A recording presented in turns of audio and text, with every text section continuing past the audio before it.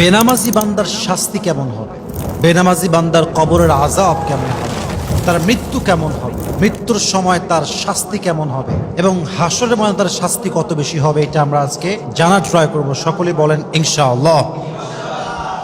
আমি পেয়েছি বেনামাজি বান্দার মোট শাস্তি হবে 15টা। বলেন যুবক ভাই, মোট কয়টা? 3টা। মোট 6টা হবে দুনিয়াতে, 3টা হবে মৃত্যুর সময়, 3টা হবে কবরে এবং 3টা হবে on the day of judgement, on the day of resurrection. কিয়ামতের দিনে হাসরের ময়দানে তার বিচার করবে একজন। আওয়াজ দিয়ে বলেন তো তিনি কে? সে 6টি আযাব দুনিয়াতে ভোগ করবে। যে বেনামাজি হবে তাকে আল্লাহ তাআলা দুনিয়াতে 6টি মারাত্মক আযাব দিবেন। Number 1, there will be no বারাকা ইন হিজ লাইফ।